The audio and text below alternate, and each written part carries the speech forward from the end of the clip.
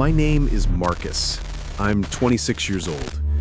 And until 3 months ago, I worked the night shift as a security guard at a self-storage facility just outside of town. I need to tell someone what happened there.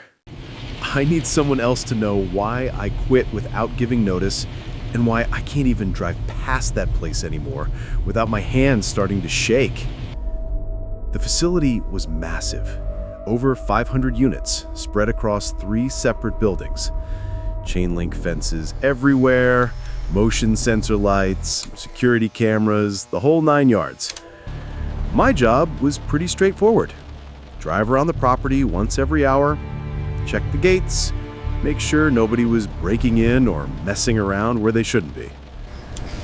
Most nights, nothing happened.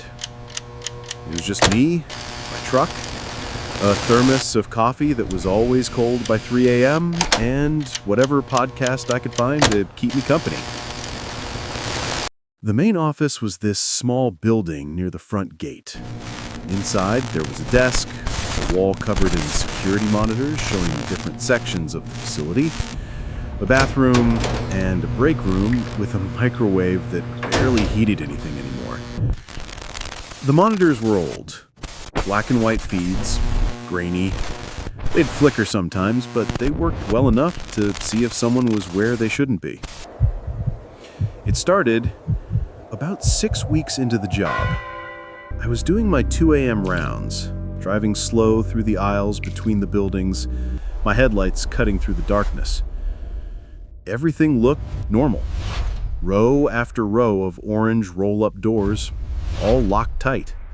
But then, I saw something that made me hit the brakes. Unit 347. The door was open.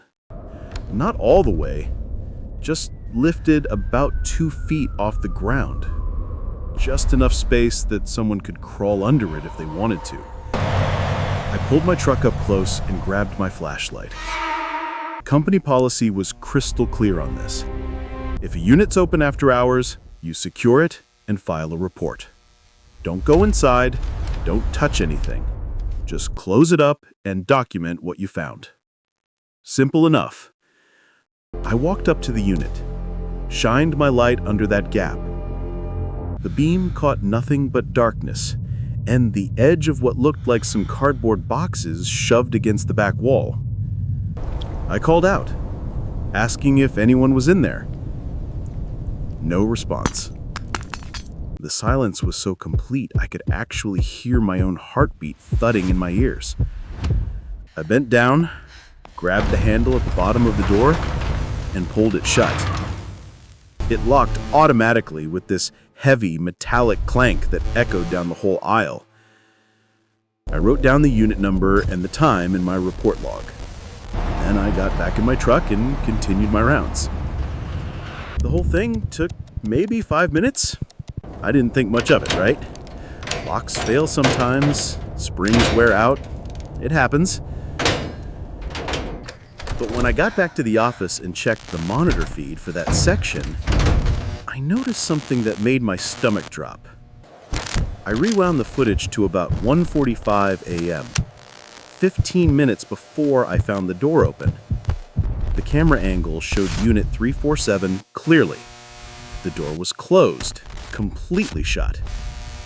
I watched the timestamp tick forward. 140 seconds, 147, 148. Then, at 149, the door started to rise. Slowly, like someone was lifting it from the inside. But here's the thing that made my skin crawl. Once it got to that 2-foot height, it just stopped. And nothing came out. I sat there, staring at the empty frame. The door stayed open like that for exactly 10 minutes. Then, at 1:59, just 1 minute before I drove past, it closed. By itself. I played it back 3 times to make sure I wasn't seeing things wrong. But no. The door lifted on its own, stayed open, then closed right before I arrived. I pulled up the rental records.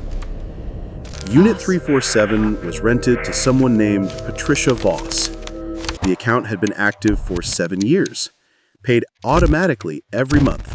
No late payments, no complaints, no issues whatsoever. There was a phone number listed, but when I called it the next day to report the malfunction, the number was disconnected. 3 nights later, it happened again. Same unit, same exact pattern. The door opened at 1:49 a.m. and closed at 1:59 a.m. This time, I didn't wait. I drove straight there while it was still open and got out of my truck with my flashlight ready. And that's when I heard it. A soft sound, almost like breathing, but mechanical, rhythmic, in and out, in and out. I called out again. Nothing. The breathing sound continued, steady and slow.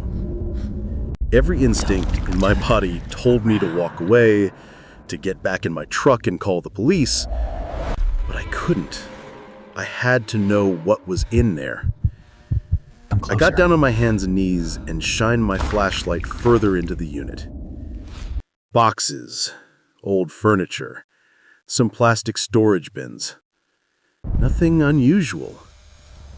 But in the very back corner, barely visible in the shadows, was something that didn't make sense. A sleeping bag. And it was moving. Rising and falling, like someone was inside it, breathing. I felt my throat go completely dry. Someone was living in there. That had to be it, right? Probably some homeless person who figured out the door was broken and decided to take advantage of it. I should have called the police right then. That was protocol. But instead, I did something stupid. I asked if they were okay. Is anybody here? My voice came out shaky, but I tried to sound calm, non-threatening. The breathing stopped. Complete and total silence. Then the sleeping bag moved again, but not like someone rolling over. It moved like something was crawling out of it. I backed away from the door, still on my knees, my heart pounding. That's when I saw the hand. It came out from behind one of the boxes. Pale, thin, with fingers that were too long to be normal. They bent in directions that fingers shouldn't bend. The hand pressed flat against the concrete floor and pulled. Then another hand appeared. Then a head. I couldn't see a face, just the shape of a head covered by long matted hair that dragged on the ground as it moved. I scrambled backwards so fast I fell flat on my back. The door suddenly slammed shut with a bang that echoed through the entire facility. I just laid there on the cold asphalt, staring at that closed door. My flashlight had rolled away somewhere, and my hands were shaking so badly I could barely push myself up off the ground. Marcus. I ran to my truck, David. locked every Sarah. door, and just sat there, with the engine running for 20 minutes before I could even think about moving. When I finally calmed enough to check the cameras, the footage showed exactly what I expected. The door opening at 1:49, me approaching at 1:52, and the door slamming shut at 1:54. But the camera angle was wrong to see what was actually inside. It only caught me backing away like I had seen a ghost, which I guess I had. Or something much worse. I somehow finished that shift, drove home as the sun came up. I tried to convince myself I'd imagined it, that the stress, the late hours, and the isolation had all just played tricks on my mind. But I couldn't shake the image of those hands, the way they moved, the way those fingers bent. 3 nights later, I called in sick. And the night after that, Good. on the third Jaws. day, I sent an email saying I quit. I never went back. Not even to pick up my last paycheck. Sometimes late at night, I still wonder if whatever was in Unit 347 is still there. If it opens that door every night at exactly 1:49 and waits in the darkness for someone to come looking.